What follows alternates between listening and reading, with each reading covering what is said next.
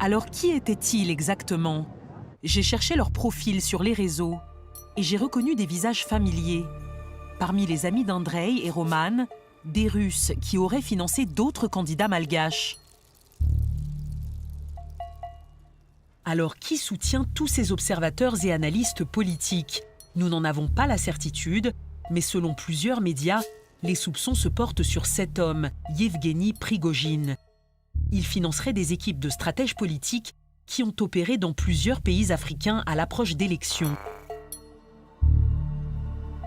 Monsieur Prigojine est un proche du président Poutine. Poursuivi par la justice américaine pour ingérence présumée dans la présidentielle américaine de 2016. Des accusations qu'il réfute. Le bureau de Prigojine a déclaré à la BBC qu'il n'a aucun lien avec un quelconque projet mené par des stratèges politiques en Afrique, ni avec les stratèges politiques eux-mêmes. Pour leur candidat Mayol, une attention spéciale. Un accueil en fanfare de ses fidèles. Et un garde du corps personnel. Son nom, Constantin, un ancien militaire russe. Andreï et Roman sont là pour accueillir leur candidat. L'événement est de taille pour le pasteur, car il s'agit de mettre en avant une proposition phare de son programme. Récupérer les îles Éparses, un archipel au large du canal du Mozambique, contrôlé par la France et qui doit revenir à Madagascar selon les Nations Unies. La conférence est l'occasion de s'attaquer à l'ingérence française dans ces anciennes colonies. Parmi les invités, un franco-béninois qui a fait 6000 km, un militant controversé, mais aussi très populaire, qui milite pour une Afrique unie. Monsieur Kémy Séba. France, quitte notre territoire, tu n'as plus rien à faire sur nos terres en tant que tel. Les Africains ont plus confiance en la Russie qu'aux États-Unis ou en la France. Nous n'avons pas à demander l'autorisation à l'Occident pour récupérer des terres qui nous reviennent de droit. Il est juste nécessaire de s'allier aux bonnes forces géostratégiques, aux bonnes forces géopolitiques. Le XXIe siècle sera celui de l'indépendance africaine intégrale. L'Afrique libre ou la mort, nous vaincrons. Merci infiniment de m'avoir écouté.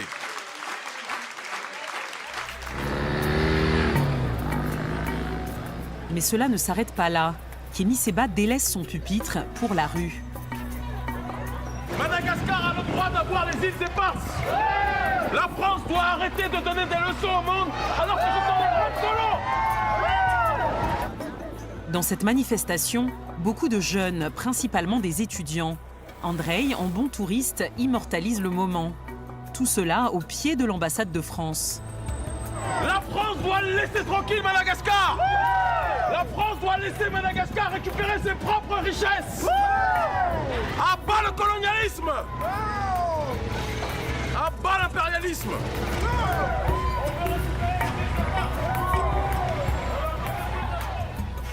À Madagascar, rares sont les manifestations spontanées. J'ai retrouvé des étudiants qui ont participé au sitting. Il m'a dit qu'il y avait un genre de manifestation, si ça m'intéressait. Et il m'a proposé de l'argent. Et je me suis... Ça m'a intéressé. On nous a proposé de porter des banderoles jusqu'à l'ambassade de France. Et puis c'était passé comme ça. Et puis j'étais d'accord puisqu'on m'a payé. Des étrangers dans une manifestation, Aïn n'avait jamais vu ça. J'étais étonnée, qu'est-ce qu'ils font là, les étrangers là.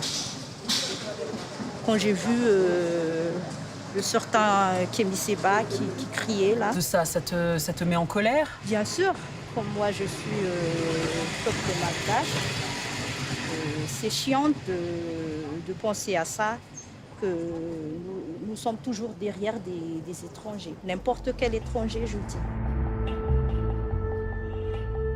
La manifestation se poursuit illégalement et sans autorisation. La police surveille discrètement les Russes et Kémy Séba sans intervenir, avant de passer à l'action. Quand c'est fini la manifestation, on a suivi ceux qui participent, les étrangers comme ça, on a suivi.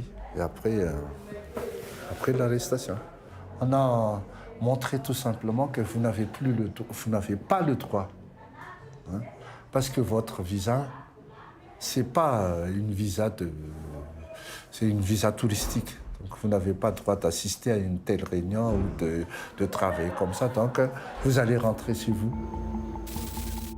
Et c'est ainsi que s'est achevé le périple électoral d'Andrei, Vladimir et Roman à Madagascar.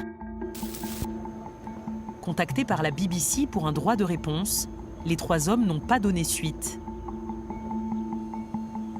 Do you know if they came back? Là, on a déjà pris une mesure.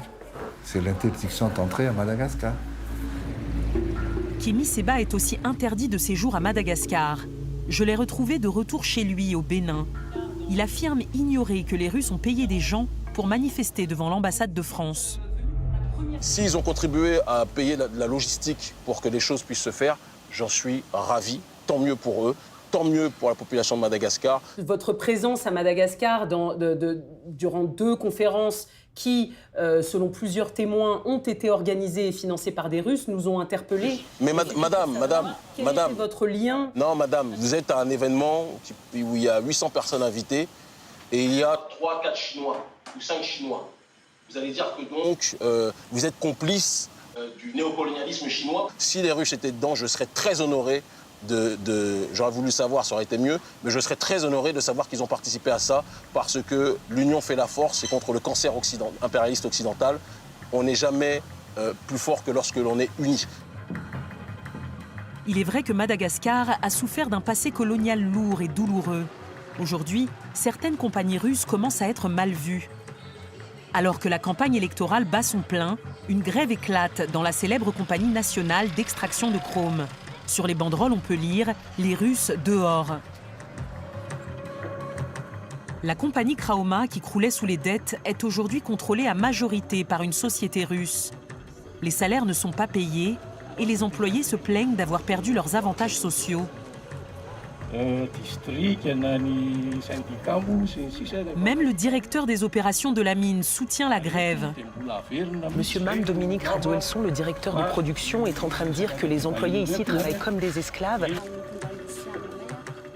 Dans la famille de Antanirin Saroubidi, on travaille pour Krauma depuis un demi-siècle.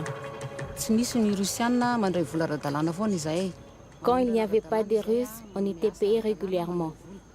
On pouvait exporter normalement. Maintenant que les Russes sont là, on n'a plus notre salaire. Donc nous ne voulons plus d'eux ici.